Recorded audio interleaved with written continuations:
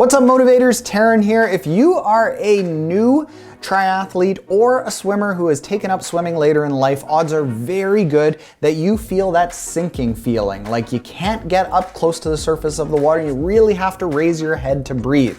If you are that type of person, stick around, because in this video we are going to analyze the swim technique of somebody who we've just worked really closely with, who is a world champion and still struggles with this, and we got through how she is going to approach it to get to her races in just the next several months really confidently. We made big progress with her literally in just a day or two. My name is Taren Gazelle. In my 20s I was overweight, unfulfilled, and couldn't even run to the end of the block. Over the following years, I found endurance sports, lost 65 pounds, won age groups, raced world championships, broke records, and trained and learned from some of the best athletes and coaches in the world. You too can use endurance sports to change your life and accomplish your fitness goals. You just need a system that's meant for us amateurs who want to be our best while feeling our strongest and healthiest.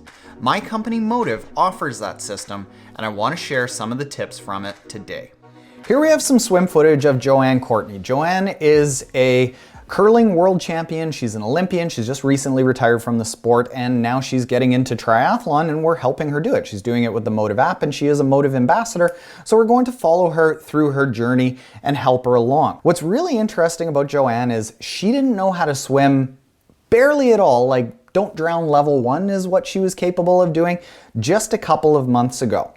And she had a huge amount of doubt. She didn't believe that she could actually do a triathlon because of how unconfident she was in her swim. Well, you can see right here that after just a couple of months and a couple of days, she's doing really well, but she is encountering one of the things that a lot of people struggle with. And it's right here.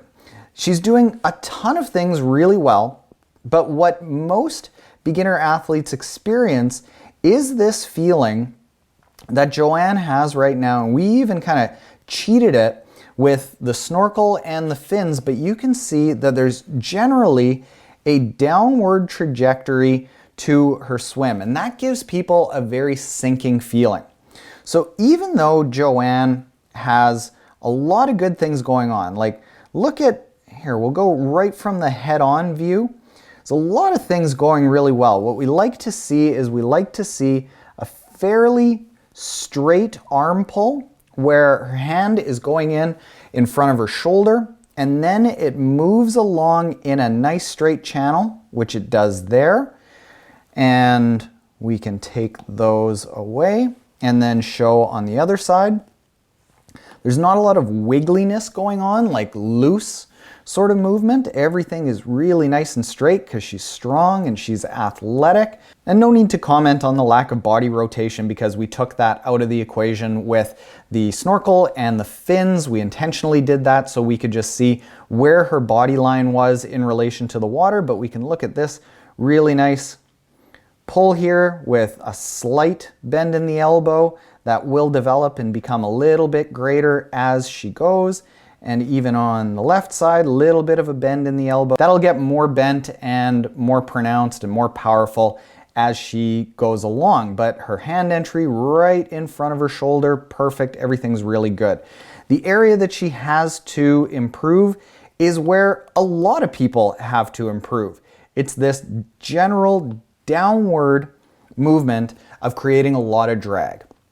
What happens is new athletes will often tend to keep their body line really wide, and this is where we see it. We'd already started working on this with Joanne, but her legs here are fairly wide. What I like to actually see is a really, really narrow kick, almost feeling like you're within about a 12-inch bucket, and a gentle point to the feet, but you want the legs to almost be side by side. If you ever go in behind a really elite swimmer, you'll see that their legs are basically dead in behind them and their toes are gently pointed. Those legs being dead in behind them and gently pointed is going to make sure the legs are right in behind the body mass, so it's not creating drag out in behind your body pulling you down. That sinking feeling is often just from a lot of drag that your legs are creating. So as we go forward to what Joanne is experiencing, it almost all got eliminated by the end of this session as we made those legs really work together. And it's going to feel like they have to be pressed together. And when she was able to do that, instantly what we saw was what we want to see with a new athlete. We don't want to see this. We want to see a body being basically horizontal, where the back of head, the butt cheeks, and the heels are just kissing out of the surface of the water. And as I got Joanne to just focus on kicking in a nice narrow channel, she was able to do that. So the drills that we gave her before she left were to focus as she's swimming on keeping those feet really tight, almost feeling like the inside of the thighs were brushing against each other, the knees were brushing against each other, the ankles were brushing against each other. Point the toes just really gently and have that feeling when she's swimming. And then the drill that we worked on with her was, I said, I just want you to push off the wall and float. Just work on floating. Have your arms over top of your head, and you can all do this too, because this will give you the sensation that you need.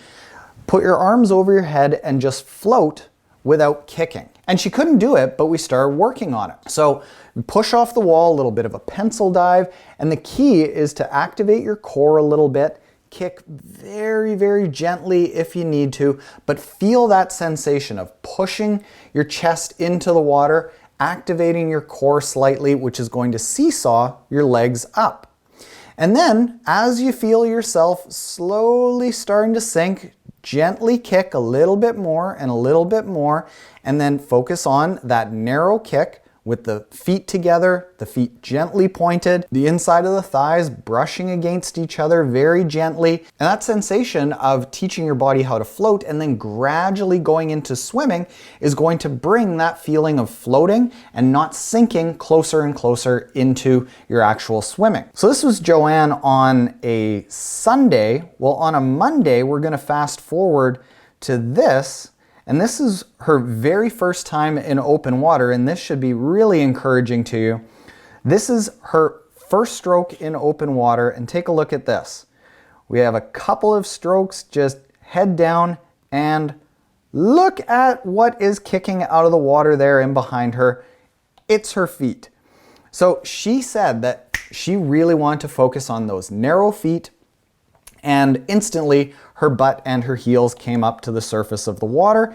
And this is a really, really good swim technique. So if you are struggling with the feeling of sinking and you're worried about what's going to happen in your races, there's a couple of things to keep in mind. First, well, with just a swim or two, you can make really big improvements by focusing on that narrowness of the feet, a gentle kick, and learning how to float and do that dead man's float in the water.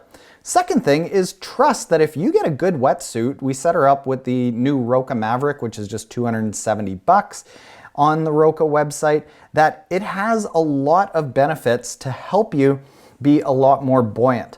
So the combination of her legs being a little bit closer together, her feet being gently pointed, and the added buoyancy of the legs having more flotation than the upper body with that Roka suit allows her to, boom, instantly, first time in open water, have an excellent open water swim stroke. Joanne is a Motive Ambassador, and she is using our app to train for her first couple of races this year. She's documenting it all on Instagram, and it's really interesting to follow her because she's a world champion. She knows how to be good athletically, but she's starting at almost square one, and watching her development is frankly really interesting and inspiring to me. So you should go check her out on Instagram. There's a link in the description below to her profile at Joanne Courtney 89, and check it out. Super fun.